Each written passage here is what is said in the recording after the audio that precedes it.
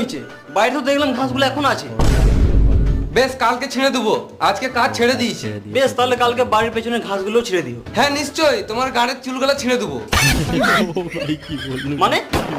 না মানে তোমার ঘরের পেছনে ওই ঘাসগুলো ছেড়ে দেবো। আরে কাজ ছেড়ে দিলি? কি ব্যাপার, এখনই তো খেলি? একটু আগে না তো 4টের সময় খেলাম, এখন বাজে 6টা। কেন, একটু বেশি কাজ করলে কি তোদের গতরগুলো ক্ষয়ে যাবে? কেন, একটু বেশি কাজ করলে তুমি বেশি টাকা দেবে?